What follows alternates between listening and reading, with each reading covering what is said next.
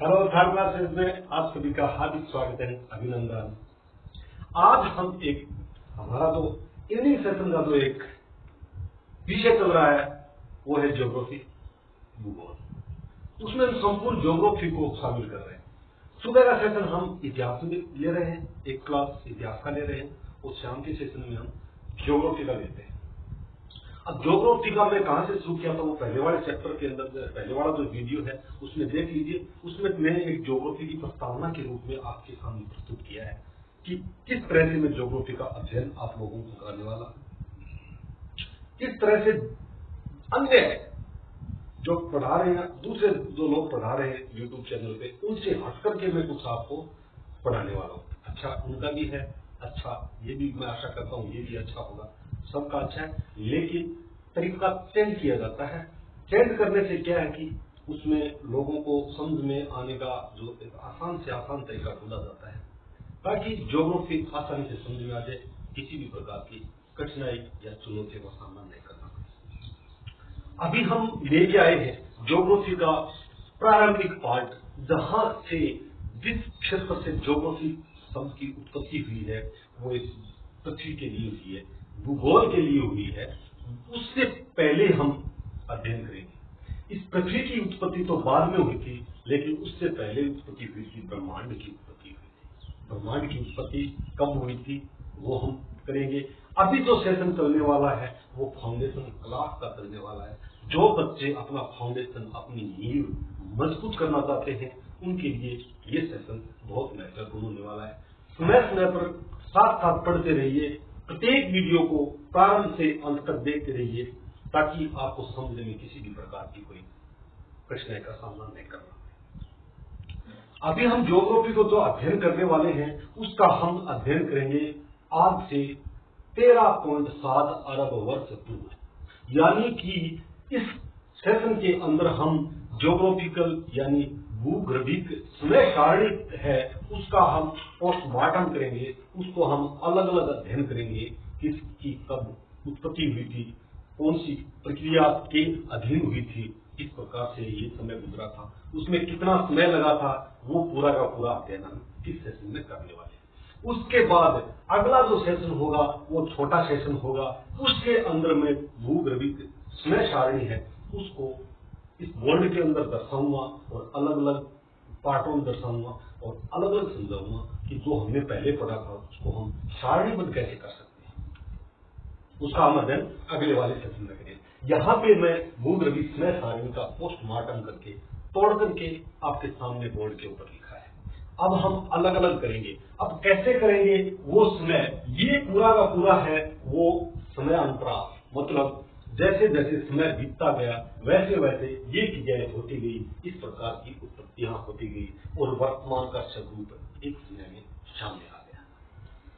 अभी हम शुरू करते हैं कहां से कि ब्रह्मांड की उत्पत्ति कैसे हुई। देखिए, ब्रह्मांड की उत्पत्ति के संदर्भ में यदि देखा जाए तो उसमें एक बिग बैंग थ्योरी है। बिग बैंग मतलब एक सन 1920 में ये बिग बैंग थ्योरी आई थी, जिसके रचयिता है भूगोलवेत्ता एडविन हबल। कब आई थी? 1920 की थ्योरी है ये, सन 1920, एडविन हबल। इस भूगोलवेत्ता ने इस थ्योरी को लेके आए थे और उन्होंने क्या बोला था, इस थ्योरी का नाम है बिग बैंग सिद्धांत। बिग बैंग सिद्धांत। देखो बिग बैंग सिद्धांत के तहत हुआ क्या था, इस ब्रह्मांड की उत्पत्ति हुई थी। इस ब्रह्मांड के अंदर अकेला सूर्य और 8 ग्रह जो हमारे अध्ययन जो पुस्तकों में जोड़े गए हैं, जिनका हम अध्ययन गहराई से अध्ययन करते हैं, उतना ही नहीं है। ब्रह्मांड बहुत लंबा चौड़ा है, इसके अलावा भी बहुत कुछ है ब्रह्मांड के अंदर। उसकी उत्पत्ति कब हुई थी वो इसके अंदर हुई। अभी समय काल क्या था, इस एडविन हबल ने बोला है 1920 में, उन्होंने अपनी जो कल्पनाएं हैं वो लिखित रूप में दी हैं और उन्होंने बोला है कि आज से 13.7 अरब वर्ष कब 13.7 अरब वर्ष पूर्व, इतने वर्ष पूर्व 13.7 अरब वर्ष पूर्व इस ब्रह्मांड की उत्पत्ति एक बिग बैंग थ्योरी के तहत हुई थी। क्या था बिग बैंग थ्योरी? उसका हम अध्ययन अभी इधर करेंगे। एक टॉपिक है, वो एक दूसरे से जुड़ा हुआ है, एक दूसरे से जुड़ करके इनकी उत्पत्ति हुई है, कोई अलग नहीं है, आपस में ये जुड़े हुए हैं। इनका अध्ययन, हम इसको अध्ययन करने के बाद पृथ्वी की उत्पत्ति करेंगे। तो पृथ्वी की उत्पत्ति का जो प्रक्रिया थी वो इससे जुड़ी हुई है। उसके बाद पृथ्वी के बाद हम पृथ्वी का जो एक प्राकृतिक उपग्रह चंद्रमा है उसका अध्ययन करेंगे, वो पृथ्वी के साथ जुड़ा हुआ है। उसके बाद पृथ्वी का तलमंडल और वायुमंडल, जलमंडल, इनका अध्ययन करेंगे। ये आपस में कोरिलेटेड है, आपस में जुड़े हुए हैं। अब मैं बता देना चाहूंगा कि पृथ्वी की उत्पत्ति के बाद चंद्रमा की उत्पत्ति करके हम पृथ्वी के तलमंडल का विकास कैसे हुआ इसका अध्ययन करेंगे। तलमंडल के बाद वायुमंडल तथा जलमंडल का विकास कैसे हुआ उसका अध्ययन करेंगे। इसके साथ साथ लास्ट में हम जीव की उत्पत्ति धरती के ऊपर कर देंगे। उसके बाद जीव की उत्पत्ति के बाद जीव का रूपांतरण हुआ था, शारीरिक संरचना का रूपांतरण हुआ था। शारीरिक संरचना बदली गई, तब का मतलब बहुत लंबे समय के दौरान शारीरिक संरचना बदल गई थी और विभिन्न प्रकार के जीव जंतुओं की वृद्धि, संख्या में वृद्धि तथा प्रकार भी, विभिन्न प्रकार की प्रजातियां भी यहाँ पे विकास हुआ था। अभी हम अपने टॉपिक पे आते हैं कि ये ब्रह्मांड की उत्पत्ति क्या थी, कैसे हुआ था। देखिए, एक एकाकी परमाणु था, एक छोटा सा एकाकी परमाणु था। कितना? ये लो, एक छोटा सा, एक छोटा सा एकाकी परमाणु था, इतना बड़ा। इसका आकार बहुत छोटा था, सूक्ष्म आकार था, उच्च घनत्व, उच्च ताप था। क्या था? उच्च घनत्व, उच्च ताप, सूक्ष्म आकार, उच्च घनत्व,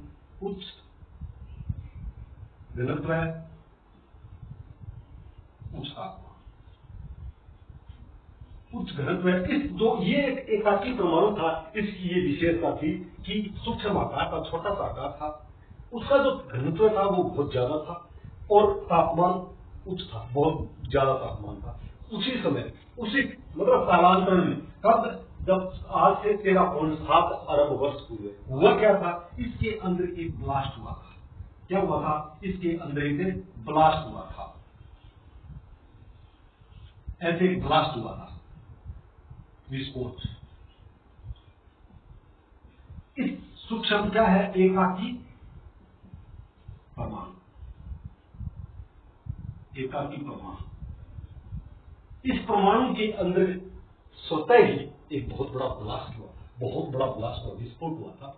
उस विस्फोट के कारण एक ब्रह्मांड की उत्पत्ति होती है और उस विस्फोट के कारण पूरे ब्रह्मांड के अंदर विभिन्न प्रकार का धुआं, विभिन्न प्रकार की गैसों से निर्मित धुआं से भर जाता है और कालांतर में वो धुआं तो समाप्त हो जाता है, लेकिन इन परमाणुओं को आकार बढ़ने लगे, 1 से 2 बनना शुरू हो जाता है। इस प्रकार इस ब्रह्मांड के अंदर जितनी भी ग्रह, उपग्रह और विभिन्न प्रकार के क्षुद्र ग्रह और अन्य प्रकार के जो उल्का पिंड पाए जाते हैं, वो सारे इसी भाग का हिस्सा था। अभी हम इस पे ज्यादा गहराई में नहीं जाएंगे, क्योंकि हम ब्रह्मांड की उत्पत्ति इसी प्रकार हमने ब्रह्मांड की उत्पत्ति यहाँ पे कर दिया, एक विस्फोट के द्वारा हुई थी। इसी को बोलते हैं बिग बैंग का सिद्धांत। बिग बैंग का मतलब ब्रह्मांड की उत्पत्ति हुई थी, वो बिग बैंग के आधार पर हुई थी। एक छोटा सा एकाकी परमाणु था, उसके ऊपर विस्फोट, उसके अंदर विस्फोट हुआ। विस्फोट होने के बाद ये पूरा का पूरा फैल गया था। वह क्या था? जब फैला था तो अल्फा, 1 सेकंड के अल्फा, जब यहाँ से ये ऐसे, ये छोटा सा एक आकार था, वो ऐसे फैलना शुरू हुआ, ऐसे इस तरह फैलना शुरू हुआ। और पहले वाला तो ये छोटे छोटे ग्रह थे, ये ऐसे घूमने लगे, एक पत्रिका का, ये 2 ग्रह थे इधर, और ये फिर थोड़ा सा ऊपर जाने के बाद क्या हुआ? ये ग्रह फिर उनकी दूरी बढ़ गई, इनकी दूरी फिर और दूर हो गई, क्योंकि 1 सेकंड के अल्पांश हिस्से में इसके अंदर जो बदलाव आया बहुत ज्यादा था। उसके बाद ये धीरे हो गया, इसके बाद ये विस्तार की जो गति थी वो एकदम धीरे पड़ गई थी। और पहले 3 मिनट के अंतराल में, 3 मिनट के अंतर्गत परमाणुओं का यहाँ से निर्माण हो गया। अब देखा जाए, अब मैं ये बोलता हूं कि इस बिग बैंग की थ्योरी के अंदर एक पार्ट ये आया, इसको हम एग्जांपल लेते हैं। एक पार्ट ये आया और ये पार्ट घूम रहा था, घूमता घूमता घूमता घूमता इधर जाएगा। ये पार्ट क्या था? सूर्य था, सूर्य वाला हिस्सा था, इसको हम मानेंगे सूर्य। बिग बैंग थ्योरी के तहत ब्रह्मांड की उत्पत्ति, ब्रह्मांड की उत्पत्ति के दौरान सूर्य की उत्पत्ति हुई थी और सूर्य की जो उत्पत्ति हुई थी आज से 5 अरब वर्ष पूर्व, 5 अरब वर्ष पूर्व सूर्य की उत्पत्ति हुई थी, 5 अरब वर्ष पूर्व। अभी हमें को यहाँ पे एक और जोड़ना चाहिए था कि सूर्य की उत्पत्ति, इसकी उत्पत्ति हुई 13.7 अरब वर्ष पूर्व है। यहाँ पे हमको सूर्य एक और जोड़ देते हैं, सूर्य की उत्पत्ति, ये उत्पत्ति हुई थी 5 अरब वर्ष पूर्व, अरब वर्ष पूर्व, 5 अरब वर्ष पूर्व सूर्य की उत्पत्ति यहाँ पे हो गई थी। अभी सूर्य की उत्पत्ति होने के बाद अब दो संकल्पनाएं आती हैं, दो संकल्पनाएं आती हैं, जिन संकल्पनाओं के तहत सूर्य से पृथ्वी की उत्पत्ति होती है। पृथ्वी की उत्पत्ति में एक है न्यायिका परिकल्पना,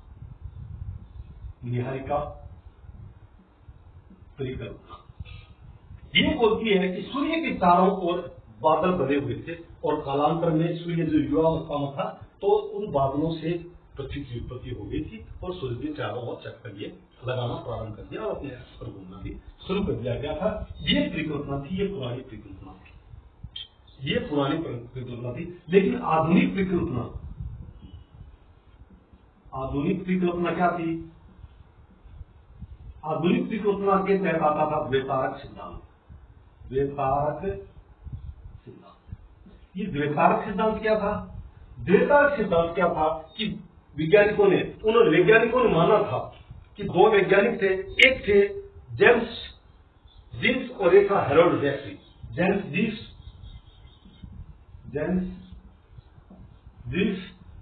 और एक थे हेरोल्ड जेफरी। ये दो वैज्ञानिक थे, भूगोलवेत्ता थे। उन्होंने बोला कि इस ब्रह्मांड के अंदर दो तारे थे, सूर्य जैसे जितने बड़े बड़े दो तारे थे। एक तारा सूर्य के पास से गुजरा जिसका गुरुत्वाकर्षण ज्यादा था और वह जब सूर्य की गुरुत्वाकर्षण जिसका ज्यादा था वो सूर्य की पास से गुजरा तो सूर्य का एक हिस्सा टूट करके इसकी तरफ भागा, दूसरे तारे की तरफ भागा। ये सूर्य था, सूर्य के बाजू से मान लो ये सूर्य था और दूसरा तारा इधर से गुजरा और ये था बड़ा और सूर्य का एक हिस्सा इतना कटा और इसकी तरफ भागा, लेकिन ये इतने में निकल गया नीचे। ये वाला दूसरा तारा था, दूसरा तारा है, ये सूर्य भी एक तारा है और ये दूसरा तारा था। इसके पास से गुजरा, जैसे सूर्य के पास में आया तो सूर्य का ये वाला हिस्सा जो कमजोर हिस्सा था वो टूट करके इसकी तरफ, गुरुत्वाकर्षण बल इसका ज्यादा था, इसकी तरफ प्रवाहित होना शुरू हुआ। ये तो दूसरा तारा तो ये निकल गया, लेकिन सूर्य से दूसरा पार्ट ये हिस्सा साइड में होके और इधर चला गया, सूर्य का हिस्सा। ये है पृथ्वी, इसको बोलते हैं द्वैतारक सिद्धांत। कि पृथ्वी के सूर्य के पास में एक बहुत बड़ा तारा गुजरा था जिसका गुरुत्वाकर्षण ज्यादा था। उस गुरुत्वाकर्षण ज्यादा होने के कारण सूर्य का कुछ हिस्सा टूट करके बाहर आ गया था, और वो तारा भी निकल गया, लेकिन बहुत ज्यादा और टुकड़े भी आए थे, बहुत ज्यादा टुकड़ा फैल गए थे सूर्य से अलग होकर के। उनमें से एक पृथ्वी का टुकड़ा माना गया, इससे टूटा बहुत ज्यादा बाहर आ गए, छोटे बड़े ऐसे पूरे ब्रह्मांड के अंदर फैल गए, इस प्रकार सब फैल गए। इससे जैसे आया तो उसमें से एक है हमारा पृथ्वी, उसमें था एक पृथ्वी। उस पृथ्वी की उत्पत्ति सूर्य के पास से कोई तारा निकला था, उस तारा के गुरुत्वाकर्षण बल अधिक होने के कारण इससे सूर्य से एक बहुत बड़े मात्रा में जो सूर्य का कुछ हिस्सा टूट कर अलग हो गया, जो पूरे ब्रह्मांड के अंदर फैल गया था। और फिर क्या हुआ, जैसे ये टूटा तो टूटने के बाद सूर्य के चारों ओर चक्कर काटना शुरू हुए, क्योंकि ये सूर्य का हिस्सा ही था और सूर्य के चारों ओर चक्कर गुरुत्वाकर्षण बल जो है सूर्य का उनको मिलना प्रारंभ होगा, क्योंकि ये तो नीचे निकल चुका था, नहीं तो इसका चक्कर काटना शुरू कर देता, लेकिन ये निकल चुका था, इतने में सूर्य का ही गुरुत्वाकर्षण बल के घेरे के अंदर आ गया और अपनी जगह सूर्य के चारों ओर चक्कर भी काटने लगे ये ग्रह सब और अपनी जगह भी घूमने लगे। इस प्रकार 8 ग्रहों की उत्पत्ति यहाँ पे हुई तथा साथ में कुछ उल्काएं भी थी, क्षुद्र ग्रह भी थे, काफी उद्भव हुआ था, काफी ग्रहों का उद्भव, उपग्रहों का या फिर कुछ उल्का पिंडों का उस टाइम उत्पत्ति हुई थी। ये हुई पृथ्वी की उत्पत्ति। यहाँ पे पृथ्वी की उत्पत्ति हो जा रही है, यहाँ पे पृथ्वी की उत्पत्ति। इस पृथ्वी को हम, ये वाला है वो हमारा पृथ्वी वाला है। अब हम आगे जाएंगे। देखिए पृथ्वी की उत्पत्ति के बाद हम पढ़ेंगे अब चंद्रमा की उत्पत्ति कैसे हुई थी। चंद्रमा की उत्पत्ति में क्या देखा जाए, चंद्रमा जब पृथ्वी, ये वाला पृथ्वी है, ये पृथ्वी के पास में बहुत सारे पदार्थ आपस में जब मिलना प्रारंभ हुआ, बहुत ज्यादा जो मलबा सूर्य से कट करके दूर आया था वो पृथ्वी का, पृथ्वी जो भूमि है इसका एक परमाणु, इसमें बहुत सारे परमाणु आपस में एक जगह आ गए, पदार्थ आ गए। एक तरह से देखा जाए तो बहुत सारे पदार्थ एक दूसरे के नजदीक आए और एक गुरुत्वाकर्षण बल बन गया। इसके दौरान बहुत बड़ी मात्रा में उष्मा निकली। क्या हुआ था,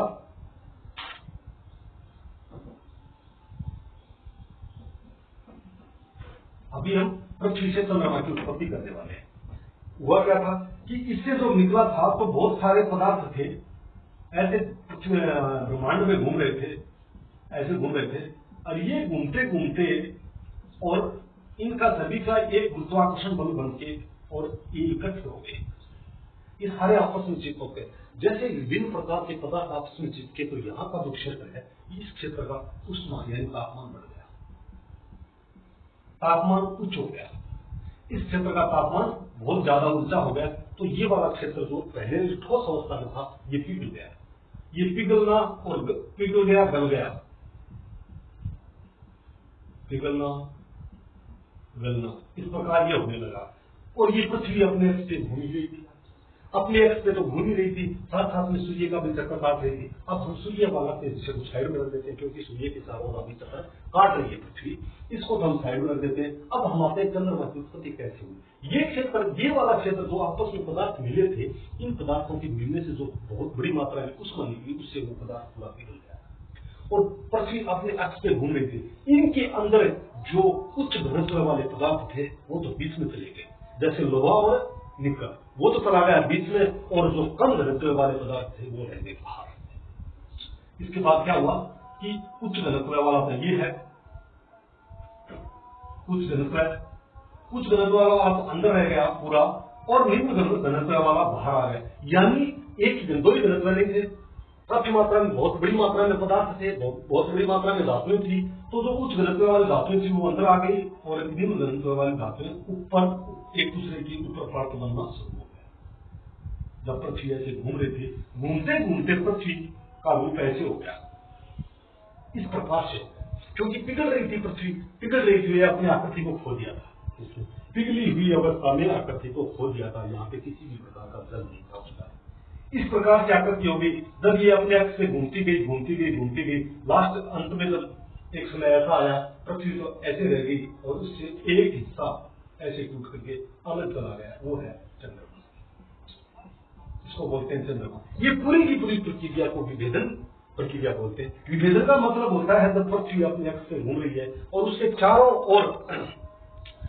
चारों ओर जो पदार्थ हैं वो हल्की मात्रा, हल्के पदार्थ हैं वो पृथ्वी के चारों ओर चिपक गए और भारी घनत्व वाले जो पदार्थ हैं वो अंदर चले गए, इसको बोलते हैं विभेदन। विभेदन कहा जाता है इसको, ठीक है। और उसके बाद भी ये पूरा का पूरा हिस्सा पिघला हुआ था, पिघला यानी एक द्रव अवस्था में था, यहाँ पे पानी नहीं था, उच्च तापमान के कारण ये हिस्सा क्या है, पिघल गया था। तो पृथ्वी ने अपना रूप खो दिया था। रूप मतलब ये इस प्रकार का पिंड बन गया था, एक साइड से बीच में वलन पड़ गया था दोनों साइड से। तो ये वलन धीरे धीरे पड़ता एक टाइम ऐसा है इधर से टूट गया। टूटने के बाद अब ये तो रह गई पृथ्वी और ये आ गया चंद्रमा, ये चंद्रमा। अब ये जैसे ही टूटा तो पृथ्वी जैसे चक्कर अपने अक्ष से घूम रही है, जिस प्रकार से सूर्य के चारों ओर पृथ्वी घूम रही है और सूर्य पृथ्वी से जब कोई हिस्सा टूटा तो वो भी पृथ्वी के चारों ओर चक्कर काटना शुरू कर दिया। ये है प्राकृतिक उपग्रह। क्या है? चंद्रमा एक प्राकृतिक उपग्रह है। अब चंद्रमा की उत्पत्ति इस प्रकार से हो गई थी। अब चंद्रमा की उत्पत्ति के बाद फिर पृथ्वी बची। अब पृथ्वी कैसे ठंडी हुई, तब कैसे आया, ये यहाँ पे तो गर्म थी, अपना रूप तब चेंज हो रहा था, क्योंकि कितनी द्रव्यावस्था में थी पूरी ऊर्जा, तो पूरी द्रव्यावस्था में थी, और जो उच्च घनत्व वाली अंदर थी और निम्न घनत्व था वो बाहर थी। ये अपनी आकृति खो रही थी, लेकिन एक टाइम ऐसा आया सूर्य से दूर चली गई, और दूर जाने के बाद एक समय ऐसा आया धीरे धीरे वो ठंडा होना शुरू हुआ, वो एक पिंड ठंडा होना शुरू हुआ, और सूर्य के चारों ओर चक्कर काट रहा था और अपनी आकृति को। अब ये जैसे ठंडा हुआ तो इस पृथ्वी ने एक ठोस रूप धारण कर लिया। जैसे ठोस रूप धारण किया तो उसके बाद देखो स्थल मंडल का विकास है होना प्रारंभ होगा। स्थल मंडल का विकास कैसे हुआ था, स्थल मंडल का बहुत सारे ये ग्रहणु थे, ग्रह को निर्माण करने वाले सारे एक जैसे चिपक गए थे, वो मैंने आपको पूरा बता दिया था।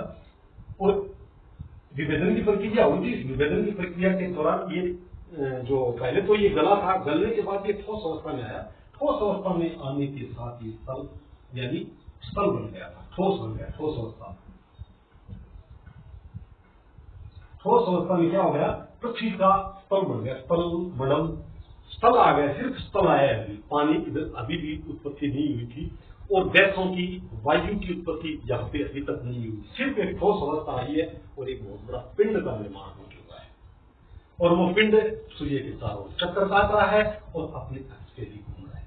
अब धीरे धीरे आगे जाकर के क्या होता है, देखिए आगे फिर वायुमंडल की उत्पत्ति होती है और जलमंडल की उत्पत्ति होती है। इसी के अंदर से ये जो ठोस अवस्था है, इसके अंदर से बार बार क्या हो रहा था, बार बार इसके अंदर से ये बीच में था ठोस अवस्था, ये थी, ये तो पृथ्वी हमने बढ़ा दी, ये ठोस अवस्था में थी, बाहर तो ठंडा हो रहा था, ये हिस्सा तो ठंडा हो रहा था, ये हिस्सा क्या हो रहा था, ठंडा हो रहा था, और ये वाला उच्च घनत्व वाला ये तो है उच्च घनत्व मतलब ठोस अवस्था में, और ये वाला जो यहाँ पे जो हिस्सा था ये अभी भी क्या था, तरल अवस्था था। बाहर वाला हिस्सा अभी ऊपर पट्टी बन रही है, उसके ऊपर एक प्रकार से पपड़ी बन रही है, जैसे दूध के ऊपर बड़ाई की पपड़ी बनती है ना, इस हिसाब से अभी इसके ऊपर पपड़ी बन रही है। जैसे ही पपड़ी बनना शुरू हुआ, शुरू होते ही ये वाला जो लावा है, इसके अंदर जो लावा है, लावा ये क्षेत्र वाला लावा है, ये आपस में क्रिया करेगा, इनके अंदर विभिन्न प्रकार की धातुएं आपस में क्रिया करेगी, और बहुत बड़ा एक दबाव यानी दाब क्रिएट होगा, और दाब क्रिएट होने से इधर बाहर निकलेगा, और यहाँ पे दरार पड़ जाएगी, दरार पड़ के इधर ज्वालामुखी, अब ये पूरे पृथ्वी के ऊपर इस प्रकार से ज्वालामुखी युग आ गया था, ज्वालामुखी निकली। जैसी पृथ्वी ठंडी होनी शुरू होती है और ज्वालामुखी यहाँ से, अब ये वाला क्षेत्र जैसे ठंडा होना, चारों तरफ से लोक हो गई, लोक होते ही अंदर फिर लावा धकेलेगा, धक्का मारेगा, उच्च ताप और दाब अंदर क्रिएट होगा, क्रिएट होते ही फिर क्या होगा, ज्वालामुखी फिर आ जाएगी, भूकंप, ज्वालामुखी, दुनिया भर का आना प्रारंभ हो गया इस पृथ्वी के। अब देखिए जैसी ज्वालामुखी निकली, ज्वालामुखी के साथ साथ कौन कौन सी गैसें निकली थी, इसमें गैसें निकली थी CO2, मीथेन और जलवाष्प, ये सब गैसें जहरीली गैसें भी थी। ये धूल के कण, देखो धूल के कण का बहुत इंपॉर्टेंट महत्व बनने वाला है आगे। धूल के कण तो जल और जलवाष्प और धूल के कण मिलकर के क्या करेंगे वो आगे हम बताएंगे। अब ये बार बार इस भूपृथ्वी का निर्माण हो रहा था, बार बार दरारी ज्वालामुखी निकल रही थी। याद रखना जहां पे आगे चट्टानों का निर्माण होगा और काली कपासी मिट्टी इधर बनेगी, काली कपासी मिट्टी आगे चट्टान, यानी जो पृथ्वी के लावा, जो ज्वालामुखी से जो लावा बाहर निकल रहा है वो काले कलर का लावा था, और बाहर आकर के ठंडा होकर जम गया था। जहां पे जमा आंतरिक क्षेत्र में जो क्षेत्र रह गया वहां पे आग्नेय चट्टानें बन गई थी, और बाहरी क्षेत्र में आ गया तो वहां पे लंबे समय में अक्षय और अपरदन के कारण मिट्टी में कन्वर्ट हो गया, और वो काली मिट्टी। वर्तमान में जो काली मिट्टी है वो इसी की देन है। अभी देखो मिट्टी बता रहा हूं, यहाँ पे मिट्टी, काली मिट्टी यानी आग्नेय चट्टान यहाँ पे उत्पत्ति होने शुरू हो गई है इस पृथ्वी के ऊपर। क्या आग्नेय चट्टान, काली मिट्टी की उत्पत्ति अब यहाँ पे प्रारंभ हो गई है। इसीलिए मैं पहले आपको बोला था कि इसमें समझने के लिए आपको ध्यान देना पड़ेगा कि कब आग्नेय चट्टान बनी थी और कब काली कपासी मिट्टी, जो वर्तमान में जो कपास के लिए बहुत ही महत्वपूर्ण है, जो कि दक्कन के पठार में भारत में पाई जाती है। काली कपासी मिट्टी, वो इसी युग की देन है। इसी युग में दरारी ज्वालामुखी के परिणाम स्वरूप जो लावा निकला था वो जम गया था और उसके कालांतरण में अक्षय और अपर्दन से वह मिट्टी बन गई थी और इस वैल्यू की होती उसमें लोहा यानी लोहे की मात्रा भी पाई गई। क्यों? क्योंकि लावा के अंदर लोहा ज्यादा था, लोहे का ठेसक ज्यादा था। आगे चलते हैं। ये इस ज्वालामुखी निकल रही थी तो क्या निकल रहा था? धूल के कण निकल रहे थे, जलवाष्प निकल रहा था, CO2 निकल रही थी, मीथेन निकल रही थी। अब चलिए आगे, यही जलवाष्प देखो कैसे एक पर्यावरण का निर्माण करता है। अब वायुमंडल को बढ़ गया, उसके अंदर CO2 आ गई, जलवाष्प आ गई, धूल के कण आ गया, मीथेन आ गई, लेकिन जीव की उत्पत्ति यानी जीव की अनुकूलित अवस्था अभी तक उत्पन्न नहीं। हुआ क्या था? जैसे जैसे ये CO2 आई, CO2 होती है ठंडी, और जैसे जैसे CO2 का इस जलवाष्प के साथ संघनन शुरू हुआ तो ये संघनित हो गई और बूंदों में कन्वर्ट हो गई, और वो बूंदें धूल के कणों से चारों ओर लिपट गई और वजन बढ़ गया, बादल बढ़ गए, बादलों से वर्षा के रूप में पृथ्वी पे आगे गिरना शुरू हो गया। देखो जलमंडल की उत्पत्ति होती है, मैं बता रहा हूं जलमंडल की यहीं पे उत्पत्ति होती है और यहीं पे महासागरों का निर्माण अभी होने वाला है। ठीक है, महासागरों का भी निर्माण होने वाला है। एक बार मैं एक पॉइंट पीछे चलता हूं कि जो पृथ्वी से ये जो हिस्सा चंद्रमा का टूट करके ये पृथ्वी से टूट करके ये चंद्रमा बना था, वो क्षेत्र जो टूटा था वो एक गर्त के रूप में कन्वर्ट हो गया। उस गर्त को वर्तमान में बोलते हैं प्रशांत महासागर। प्रशांत महासागर समझ आया? ये है प्रशांत महासागर में सबसे गहरा मैरियाना गर्त है ना, उस गर्त से, उस क्षेत्र से ये हमारा चंद्रमा टूटा था और वो अभी भी है। और वो गर्त था, यहाँ पे मैं इसको क्यों बताया? क्योंकि ये गर्त बन गया था और अभी ये जलवाष्प CO2 और धूल के कणों के कारण बरसात होना प्रारंभ होगा।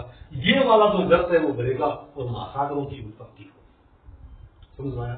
महासागरों की उत्पत्ति होगी। अभी ये चला गया, इससे ये CO2 जलवाष्प धूल के कण निकले और जाकर के बादलों का निर्माण होना प्रारंभ हो गया।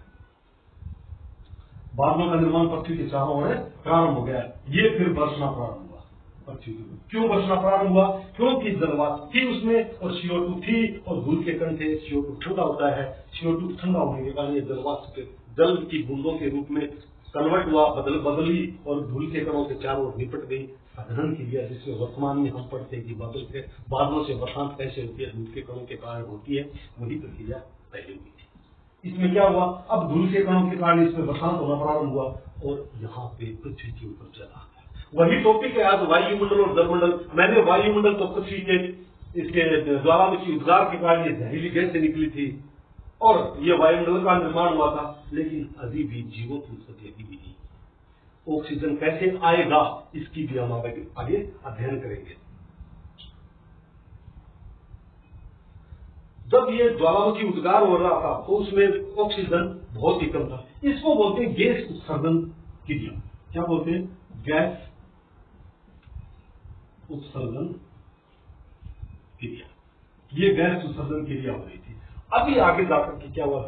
जलवाष्प। अब जलवाष्प क्या होता है? पानी जब टूटता है उच्च वायु, अब उच्च दाब और वायु नीचे से निकल रहा है बार बार। इधर जल भी आ गया पृथ्वी के ऊपर, जल की उत्पत्ति हो गई, लेकिन फिर भी ज्वालामुखी उद्गार फिर भी हो रहा है। बहुत अत्यधिक मात्रा में ज्वालामुखी लावा बाहर निकलता है, इतना गर्म होता है कि पानी को तोड़ देता है। जहां पे आप देखो पानी को तोड़ेगा हाइड्रोजन और ऑक्सीजन के अंदर ऑक्सीजन का उत्पत्ति, यहाँ पे धरती के ऊपर ऑक्सीजन की उत्पत्ति हो जाती है। ऑक्सीजन की उत्पत्ति होगी, जलवाष्प है वो पानी का अणु टूटेगा, ऑक्सीजन की उत्पत्ति होगी। अभी देखिए ये बहुत लंबे समय में हुआ, ये कोई अचानक प्रक्रिया नहीं हुई थी। इसको महासागरों के अंदर पृथ्वी के ऊपर महासागरों की उत्पत्ति को जो टाइम लगा था, इस प्रकार बार बार बरसात होना, फिर बार बार जलवाष्प बनना, फिर बरसात होना, जलवाष्प बनना, फिर बरसात होना, 50 करोड़ वर्ष लगे थे। कितने? 50 करोड़ वर्ष। 50 करोड़ वर्ष। और ये हुआ कब था? कि 400 करोड़ वर्ष पूर्व हुआ। 400 करोड़ वर्ष पूर्व ये सब हुआ था। 400 करोड़ वर्ष पूर्व हुआ था। ये जितना भी ये क्रिया मैंने बताई है, ये सारी 400 करोड़ वर्ष पूर्व हुई थी। और इसको समय कितना लगा था महासागर बनने में? हमारी पृथ्वी के ऊपर जो लगभग 70-75% जो पानी है, इस पानी की उत्पत्ति, इस पानी का जो पानी बना था उसमें 50 करोड़ वर्ष लगे थे। वो भी आज से कितने साल पहले, 400 करोड़ वर्ष इतना पानी लगा था। इसके बाद पानी के अंदर घुलित अवस्था में काफी मात्रा में ऑक्सीजन बढ़ गई थी, बहुत मात्रा में ऑक्सीजन भरी, तो ऑक्सीजन आ गई, पानी आ गया और थोड़ा सा तापमान भी बढ़ गया। देखो, जीव की उत्पत्ति एक रासायनिक प्रक्रिया थी, जो कि एक अणु से, एक जीव से ऐसे जीवों का निर्माण हुआ जो कि अपने वृद्धि यानी अपने वंशों की वृद्धि कर सके। कोई भी जीव की उत्पत्ति करने के लिए, उत्पत्ति होने के लिए पानी चाहिए, ऑक्सीजन चाहिए और तापमान, अनुकूलित वातावरण चाहिए। उसके अंदर क्या क्या चाहिए? तापमान चाहिए, पानी चाहिए, ऑक्सीजन चाहिए। इन तीनों, ये तीनों आ चुका था पानी के अंदर अत्यधिक मात्रा में जब ऑक्सीजन आ गई थी। देखो, सबसे पहले बोला जाता है कि पृथ्वी के ऊपर कौन आए थे? जलीय जीव आए थे। इसके पीछे यही कारण था। क्यों आए थे? क्योंकि जल के अंदर घुलित अवस्था में ऑक्सीजन थी और तापमान जल का था वो एक अनुकूलित तापमान था, एक स्थिर तापमान था, और उसके बाद वातावरण भी उत्पन्न हो गया था। इसलिए पानी के बड़े बड़े कोटरे थे, छोटे छोटे कोटरे थे पानी के। उस कोटरों के अंदर जब पानी बहुत दिनों तक रुक गया था, तो रुकने के बाद वहां पे शैवाल की उत्पत्ति हुई। शैवाल आ गया। अच्छा, शैवाल आने के बाद प्रकाश संश्लेषण की प्रक्रिया। तो फिर क्या होगा? प्रकाश संश्लेषण की प्रक्रिया के दौरान क्या होगा? कार्बन डाइऑक्साइड ये शैवाल लेंगे और ऑक्सीजन छोड़ेंगे। वायुमंडल के अंदर काफी मात्रा में ऑक्सीजन का विकास हो गया, बहुत फैल गई थी। वर्तमान 21% जो ऑक्सीजन है, वो उस टाइम का ऑक्सीजन 21% के लगभग जैसे ही आया, वो लेवल आया, तो जीवों की उत्पत्ति हुई, भारी मात्रा में होना प्रारंभ हो गया। जैसी ऑक्सीजन की उत्पत्ति हुई और जीवों की उत्पत्ति हुई, तो जल के अंदर जलीय जीव की उत्पत्ति हुई। जैसे शैवाल बने, शैवाल के बाद जलीय जो जल के आसपास और छोटे मोटे पौधे और बन गए। बिना पत्ती के पौधे पहले आए थे। बिना पत्ती के पौधे आने के बाद हल्का हल्का प्रकाश संश्लेषण हुआ, उसके बाद पत्तियां निकलनी प्रारंभ हो गई।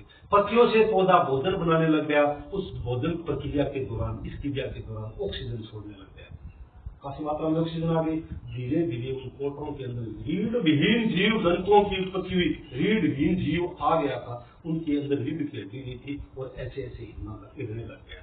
जैसे जैसे वो अपना मूवमेंट प्रारंभ करता गया, तो अपनी वातावरण के अनुसार वो अपने अंगों का विकास करता है।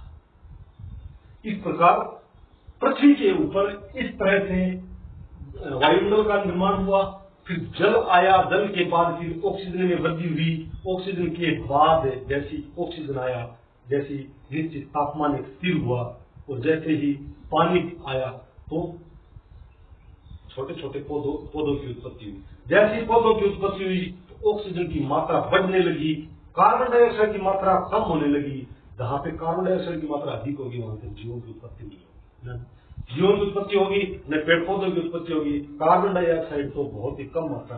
जैसे ये पहले बना, नाइट्रोजन गैस, सॉरी ये भी बताना भूल गया, उस टाइम नाइट्रोजन का भी उत्सर्जन हुआ था। ठीक है, जैसे जैसे नाइट्रोजन बढ़ती गई, ऑक्सीजन का लेवल बढ़ता गया, कार्बन डाइऑक्साइड का लेवल कम होता गया, वैसे वैसे जैसे ही एक समय सीमा, वर्तमान समय सीमा आई, ऐसे 21% ऑक्सीजन, 0.03 से 0.4% CO2 और लगभग 78% N2 नाइट्रोजन। ये जब स्थिति उत्पन्न हुई, तुरंत जीवों की उत्पत्ति हो गई। नाइट्रोजन पेड़ पौधों की वृद्धि में सहायक है, पेड़ पौधे उत्पन्न हो गए। अभी देखिए, पेड़ पौधे, पत्तीहीन पेड़ पौधे आएंगे पहले, रीढ़ विहीन जीव जंतु पृथ्वी पे आएंगे। उसके बाद कालांतर में बहुत लंबे समय के दौरान इन पौधों पे पत्तियां भी उत्पन्न होंगी और इन जीवों के अंदर रीढ़ की हड्डी भी आएगी। उसके बाद पहले तो रेंगने वाले थे, उसके बाद उनको पैरों की भी जरूरत पड़ेगी, तो पैरों की उत्पत्ति हुई, अंगों का विकास हुआ, और आगे फिर किस प्रकार से जीवों की उत्पत्ति तो हमने कर दी। अब यहाँ पे जीवों की उत्पत्ति के बाद जीवों का विकास कैसे हुआ, और फिर उसके बाद क्या क्या इस पृथ्वी के ऊपर कौन कौन सी क्रियाएं और परिस्थितियां ऐसी उत्पन्न हुई जिनके कारण वर्तमान जीवन आया। देखो, पृथ्वी बन चुकी है। इसमें एक तो सागर था और एक था लैंड। आगे वाली कक्षा में मैं बताऊंगा कि वो सागर का नाम क्या था और उस जो लैंड था, स्थल मंडल था, स्थल था, उस स्थल का क्या नाम था। वो स्थल देखो आगे जाके के अभी एक महासागर का निर्माण हो चुका है, बहुत बड़े महासागर का निर्माण हो चुका है और एक स्थल मंडल एक साइड में हो चुका है। स्थल मंडल यानी स्थल के ऊपर जीवों पेड़ पौधों की उत्पत्ति होगी और जल के अंदर भी पेड़ पौधे तथा जीवों की उत्पत्ति हो चुकी। ऐसा वातावरण बन चुका था, निरंतर ज्वालामुखी उद्गार हो रहे थे। ध्यान रखना, पृथ्वी बार बार फट रही थी, बार बार दरारी ज्वालामुखी आ रही थी, दरारी ज्वालामुखी बार बार आ रही थी, उससे लावा निकल रहा था, लावा बाहर पृथ्वी के जम जाता था। जमने के बाद वो एक बाहर फिर लंबे समय में आगे जो टाइम आया तो अक्षय अपर्दन हुआ, तो उससे खाली मिट्टी का निर्माण हुआ और जो अंदर ही लावा बीच में आगे रुक गया, क्या हुआ, बीच में आगे नीचे से प्रेशर किया और बीच तक आया पूरा पृथ्वी के बाहर। पृथ्वी की वो जो प्रॉपर्टी थी बहुत मजबूत थी, बाहर निकल नहीं पाया, वो अंदर ही जम करके दाब दे करके उधर ठंडा हो गया। वहां आग्नेय चट्टानों का निर्माण होगा। आग्नेय चट्टानों का निर्माण कैसे हुआ? सर्वप्रथम आग्नेय चट्टानों का निर्माण हुआ। अभी मैं मृदा, मिट्टी और आग्नेय चट्टानों को यहाँ पे कॉन्सेप्ट क्लियर कर दिया है आपका। मृदा, काली मिट्टी तथा आग्नेय से